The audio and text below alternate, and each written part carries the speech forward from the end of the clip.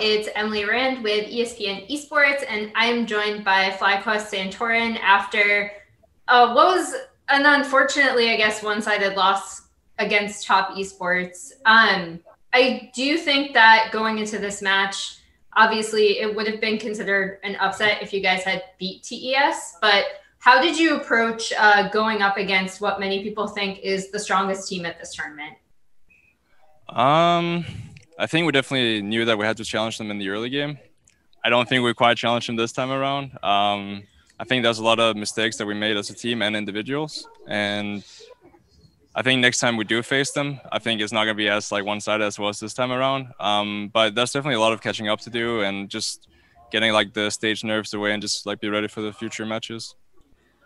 In this specific series, I noticed, obviously, you guys picked the Lilia. You did go for the early invade, which I thought was really good. Already, we saw you using Lilia a bit better than some of the play-in showings that she had. So you guys had the right idea. What was it that made you think, okay, we really need to challenge TES early? I think every Chinese team, they're really aggressive early game, and if you give them an inch, they'll take a mile. They'll keep going and they'll keep snowballing. So it feels like if you don't contest them early on, you're just gonna get rolled over. And I feel like we had the opportunity to snowball this game, and we definitely didn't. So that's something we need to work on for future. And obviously, they're a really, really good team, so a lot to improve on. Based on what you've seen in scrims and who you face in scrims, you don't have to say, where would you consider TES now after having faced them in groups?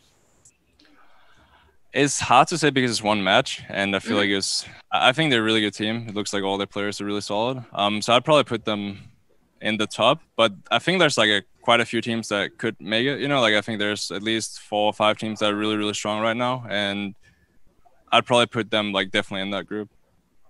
And then one thing I also noticed about you guys is that you did a really good job still challenging them mid-game, despite one thing I really appreciate is that you didn't just sit back and kind of slowly lose, right? You actually tried to challenge them consistently. So what went wrong in some of those fights? Was it just setup, or was it just the actual gold advantage that they had? I think it snowballed really hard from the early game. We were really, really far behind. So it seemed pretty impossible to actually win any of these fights. I think mainly early game, we really have to focus and get better at that. It feels like once you're this far behind, it's really difficult to win any of these team fights. But I feel like we have the right mindset of continuing to fight and continuing to look for opportunities. We just really have to get the early game going.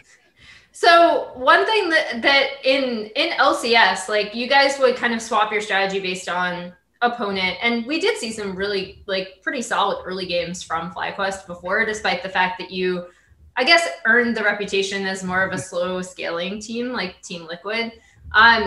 One thing that a lot of players told me in the play-in stage is that they were really surprised at how slow play-ins were. Obviously, regardless of whether you think you were not able to execute on your early game or not, you did try to make early moves. TES made early moves. This is obviously a much faster snowball game. Do you expect, from what you saw of play-ins, more games in the main group stages to be like this, or for some teams to kind of rely on a more slower scaling style? I think it's going to be a lot faster. From watching play-ins, there's a lot of scaling, a lot of champs that just scale really well, but can't get a punished early game. It just seemed like teams weren't punishing as hard as they should have. So I definitely think the meta is going to shift to a lot more early game focused compositions and really going aggro in the early game, a lot of invades. So I think the meta will shift pretty drastically, actually. And then if I'm not mistaken, you guys actually have a day off tomorrow, right? To kind of regroup and focus. So how are you going to prepare for the rest of the group?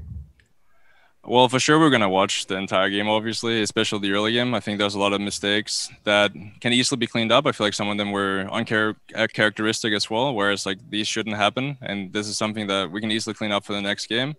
And then just obviously watching our opponent play. There's going to be massive as well, and just looking at their tendencies and what they're good and bad at.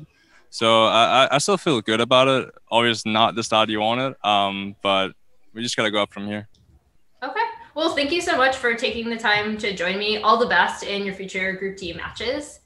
And for more League of Legends coverage, keep it here on ESPN Esports.